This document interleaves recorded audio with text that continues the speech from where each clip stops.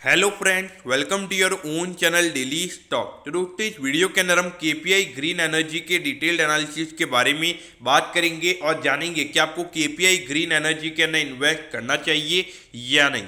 चलिए शुरू करते हैं। तो देखिए, वीडियो को शुरू करने से पहले मैं आपको बोल दूं कि यहाँ पे आज कुछ चीज़ें एडिशनल है और ये वीडियो पूरा डिटेल एनालिसिस वाला वीडियो ये रहने वाला है और वहाँ पे लगभग 14 से 15 मिनट का ये वीडियो रह सकता है। तो अगर आपके पास टाइम है तो ये आप ये वीडियो देखेगा तो कि एक पूरा डिटेल एनालिसिस हमारी तरफ से यहाँ पे देने की कोशिश की गई है। तो यहाँ पर अगर हम देखेंगे तो 2008 में ये कंपनी स्टार्ट हुई थी, यानी कि अराउंड 14 से 15 साल इस कंपनी को स्टार्ट हो चुके हैं और केपी ग्रुप से ये कंपनी बिलोंग करती है। अब ये कंपनी क्या काम करती है, तो देखिए ये जो कंपनी है सोलर पावर जनरेट करने का ये कंपनी काम करती है और उसके अंदर अगर हम देखेंगे तो दो सेगमेंट में ये कंपनी काम करती है। जो पहला सेगमेंट है वो है इंडिपेंडेंट पावर प्रोड्यूसर। अब इंडिपेंडेंट पावर प्रोड्यूसर का मतलब क्या होता है, तो देखिए इसके अंदर कंपनी पहले खुद अपने सोलर पावर के जो प्रोजेक्ट्स होते हैं उसे बनाती है, फिर उसके बाद में जैसे जैसे कंपनीज को रिक्वायरमेंट होती है इलेक्ट्रिसिटी की, तो वैसे ये कंपनीज जो इलेक्ट्रिसिटी होती है वो वहाँ पे प्रोवाइड करवाती है और जो सोलर पावर से जो इलेक्ट्रिसिटी जनरेट होती है वो ये कंपनी प्रोवाइड करवाने का काम करती है। उसके अलावा अगर हम देखेंगे तो जो सेकंड मेथड होता है वो होता है कैप्टिव पावर प्रोड्यूसर। अब कैप्टिव पावर प्रोड्यूसर में क्या होता है, जैसे कि अगर आपकी कोई कंपनी है तो आपको आपकी कंपनी के अंदर आपकी जो फैक्ट्रीज हैं वहाँ पर आपको सोलर पावर का प्रोजेक्ट लगवाना है, वहाँ पे आपके सोलर पैनल्स अगर आपको वहाँ पे लगवाने हैं तो वो भी ये कंपनी करने का काम करती है। तो अगर हम मेजॉरिटी ऑफ रेवेन्यू की अगर हम बात करेंगे तो अभी अराउंड 73% का जो कंपनी का रेवेन्यू है, यानी कि अगर 100 रुपये का रेवेन्यू अगर कंपनी अर्न कर रही है तो उसमें से अगर 73 रुपीज़ का जो रेवेन्यू है वो कैप्टिव पावर प्रोड्यूसर से आता है और अराउंड 25% का जो कंपनी का रेवेन्यू है वो कंपनी का आईपीपी से आता है, यानी कि इंडिपेंडेंट पावर प्रोड्यूसर से आता है।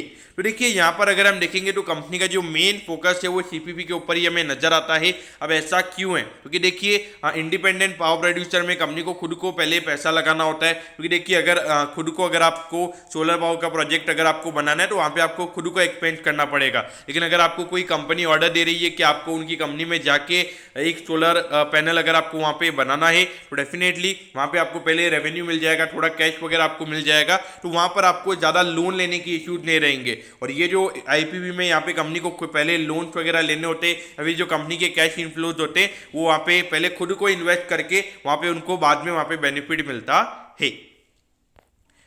अब अगर हम देखेंगे तो मार्केट कैप यहाँ पे कंपनी का सिर्फ 1000 करोड़ के लगभग का कंपनी का मार्केट कैप है। अगर हम बुक वैल्यू की अगर हम बात करेंगे तो अराउंड 85 रुपीज़ की कंपनी की यहाँ पे बुक वैल्यू है। तो अगर हम बुक वैल्यू से कंपैरिजन में अगर हम देखेंगे तो अराउंड 8 to 9 टाइम पे ये स्टॉक अभी हमें ट्रेड होता हुआ नजर आ रहा है।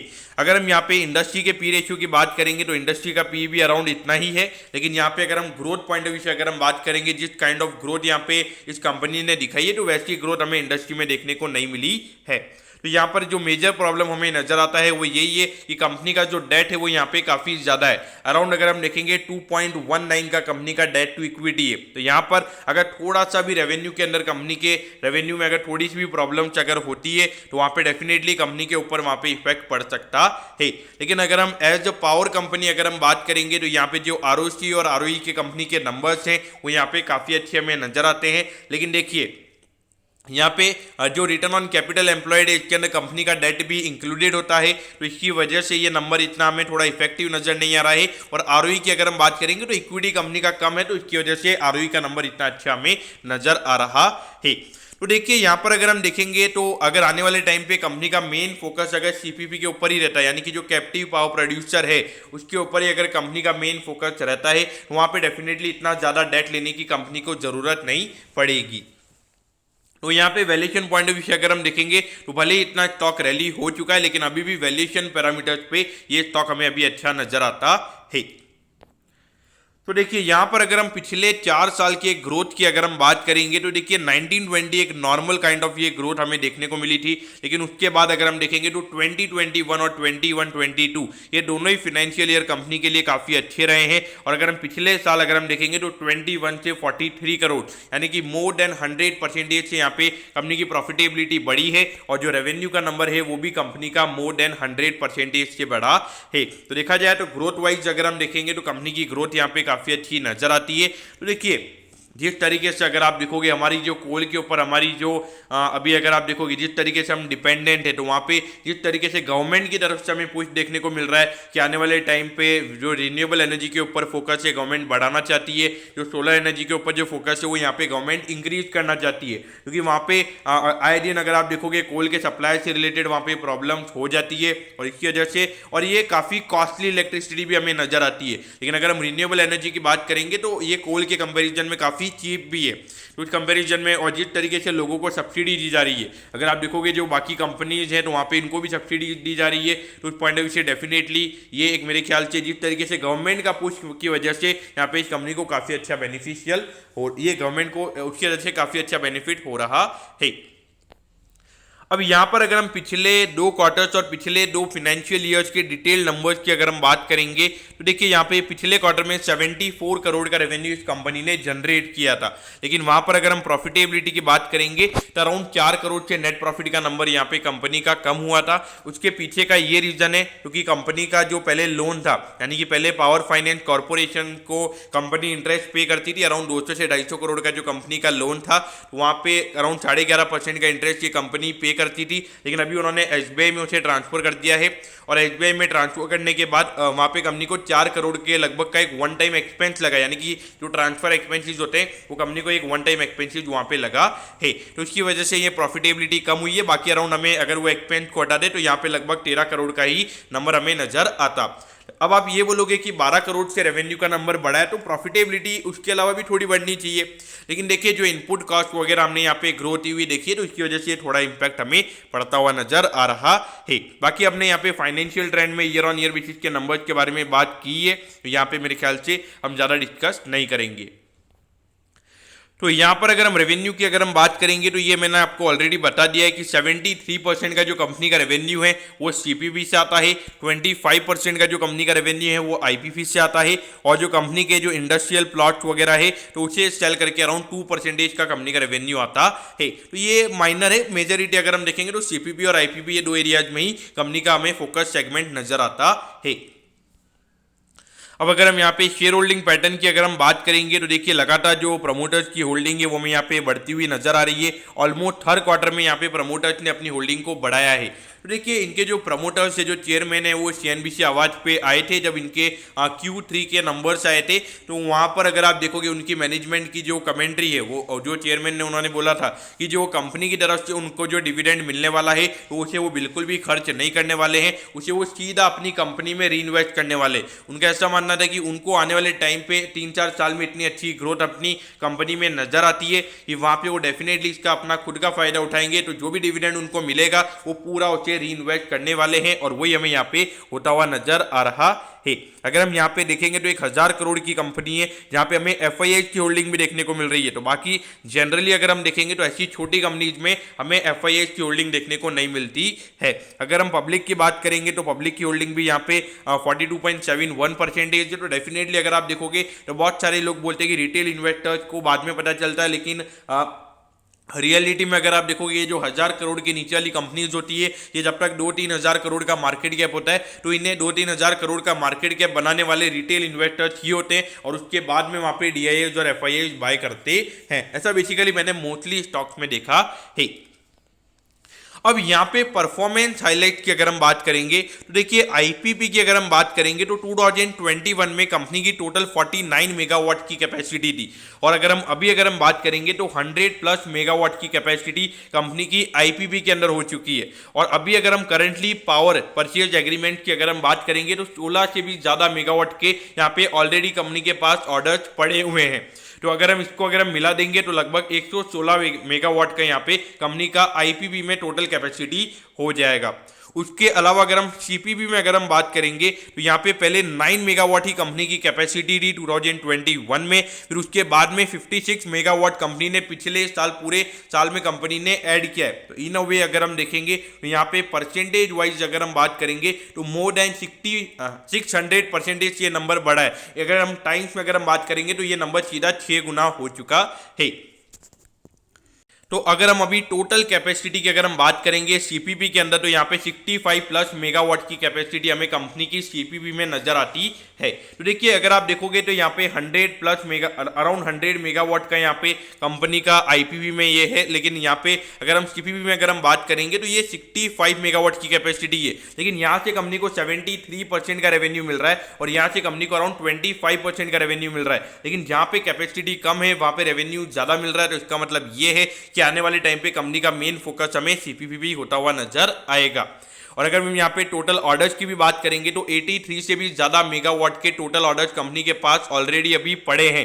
तो ऑल ओवर अगर हम इन दोनों को मिला के अगर हम देखेंगे तो 99 मेगावाट के कंपनी के टोटल ऑर्डर्स हमें अभी कंपनी के नजर आते हैं। और पिछले साल अगर हम देखेंगे जो कंपनी ने एडिशन किए हैं वो थे 107 मेगावाट के, और अगर हम अभी देखेंगे तो 99 के ऑलरेडी ऑर्डर्स हैं। तो अगर यहाँ पे थोड़े ऑर्डर्स और आ जाते तो पिछले साल जितना रेवेन्यू विजिबिलिटी तो हमें कंपनी का ऑलरेडी नजर आ जाएगा।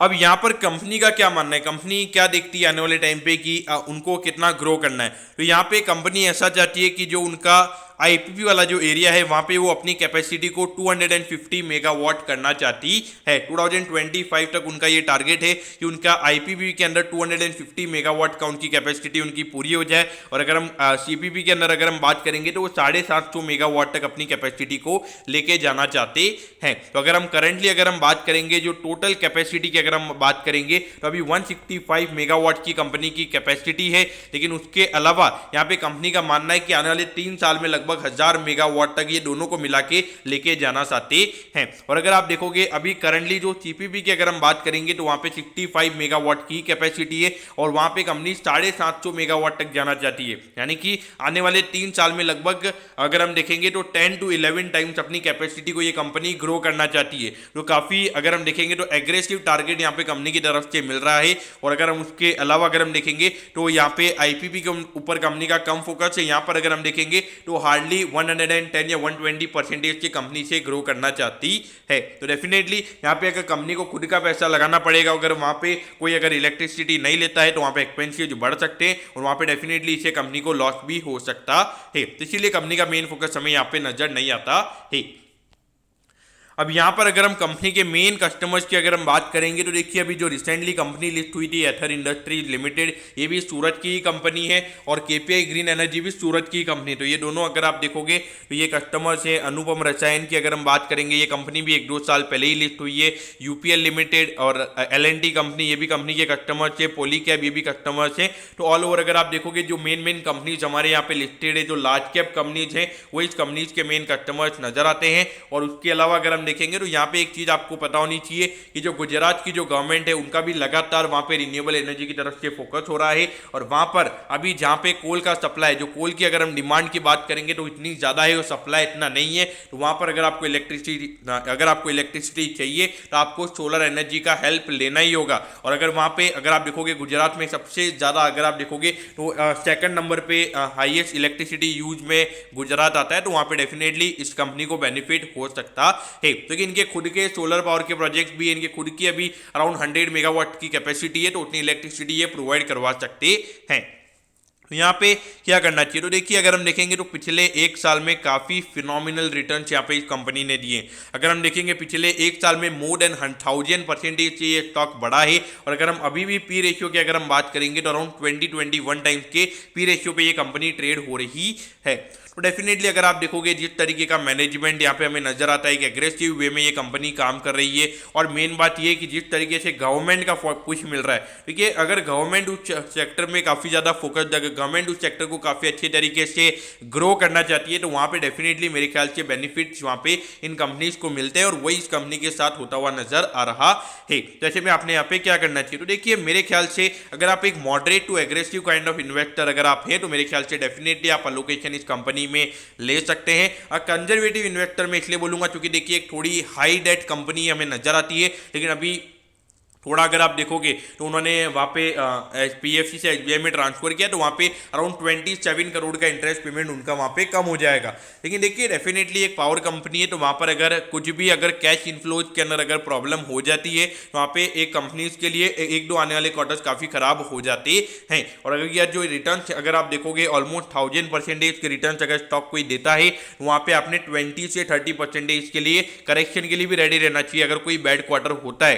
अगर आप देखोगे पिछले क्वार्टर में बैड क्वार्टर था तो वहाँ पे अराउंड 20 से 30% ये स्टॉक गिर गया था और वहाँ पे मैंने वीडियो भी बनाया था और वहाँ पे मैंने बोला भी था कि 27 करोड़ का ये इश्यू है, इसकी वजह से ये होने वाला है। वो वीडियो आप जाके देख सकते हो। तो ऐसा नहीं है कि ये स्टॉक के बारे में हम अभी बात करें, जब ये स्टॉक 450 रुपये के लगभग ट्रेड हो रहा था तभी हमने वहाँ पे बात की थी। यहाँ पे मेरे ख्याल से डेफिनेटली ये कंपनी आपके रडार पे होनी चाहिए। कंपनी सिर्फ सोलर पावर के ऊपर ये कंपनी फोकस करती है। अगर आपको लगता है कि ये सेक्टर काफ़ी अच्छे तरीके से ग्रो कर सकता है डेफिनेटली आपने यहाँ पे अलोकेशन लेना चाहिए। और देखिए अभी सिर्फ 1000 करोड़ की ये कंपनी है तो आने वाले टाइम पे अगर ये लगभग 30-40% के रिस्क के ऊपर अगर आप देखोगे तो यहाँ पे अराउंड 5 से 6 गुना के रिटर्न आपको यहाँ पे मिल सकते हैं। तो अगर आप स्मॉल कैप में इन्वेस्ट करना पसंद करते हैं, एक हाई ग्रोइंग सेक्टर के अंदर अगर इन्वेस्ट करना है तो डेफिनेटली ये कंपनी आपके रडार पे होनी चाहिए। तो दोस्तों मैं होप करता हूँ कि केपीआई ग्रीन एनर्जी के जो पूरे डिटेल्ड एनालिसिस के बारे में हमने आज बात की है वो आपको अच्छे समझ में आ गया होगा। अगर आपकी कोई भी क्वेरीज है आप कमेंट कीजिए, मैं जरूर आपके कमेंट पर रिप्लाई करूंगा। ओके दोस्तों, thank you, have a nice day.